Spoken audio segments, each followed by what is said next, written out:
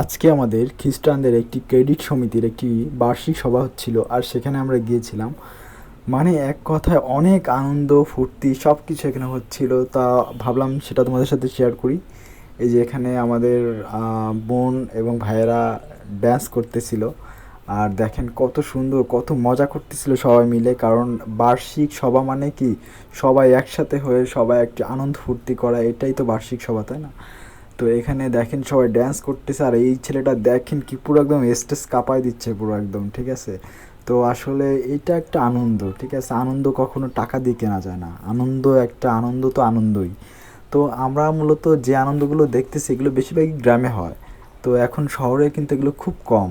এই দেখেন মহিলাদের বিভিন্ন প্রতিযোগিতা হচ্ছিল, আর এই প্রতিযোগিতায় যারা অংশ না করেছে তারা কিন্তু আসলে মিস করছে। কারণ এগুলো একটা মানে পুরস্কার পাওয়াটা বড় বিষয় না, এগুলো যে প্রতিযোগিতায় অংশগ্রহণ করাটাই বড় বিষয়। কারণ এই দেখেন এই খেলাটা, এটা আমার খুব ফেভারিট একটা খেলা। এই যে এই প্রতিযোগিতাটা কিন্তু অনেক টাফ, কারণ অনেকে কিন্তু এটা পারে না, ঠিক আছে? কারণ এই যে বস্তার ভিতরে এভাবে দৌড়ে যাওয়া, এটা অনেক কষ্টকর। আর এই যে একটা খেলা, এটা হচ্ছে বেলুন।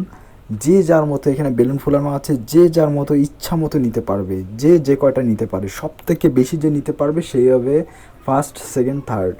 তো এখন দেখেন যে যার মতো ইচ্ছা মতো তুলে নিচ্ছে।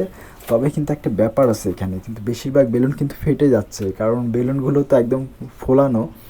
যখনই একসাথে সবগুলো নেওয়া হচ্ছে তখন কিন্তু অনেকগুলো ফুটে যাচ্ছে।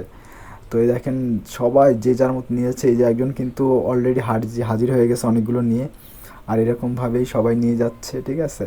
তো এই সব গেম কিন্তু অনেক মজার, ঠিক আছে? আমরা দেখি যে গ্রামের দিকে বিভিন্ন পার্বণ তখন কিন্তু এসব প্রতিযোগিতাগুলো হয়। এই যে একটা লাঠি লাঠি দিয়ে ওই যে হাড়ি ভাঙা গেম, এটাও কিন্তু অনেক সুন্দর একটা গেম।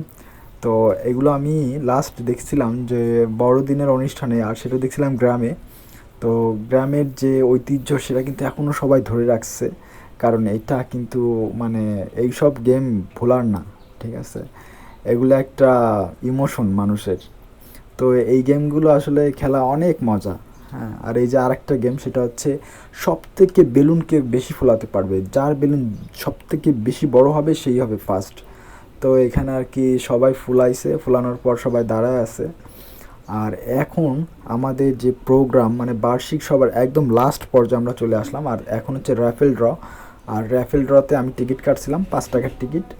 আমি বাসা চলে আসছি 5 টাকার টিকিটে, আমি এই যে একটা গ্লাস সেট পাইছিলাম।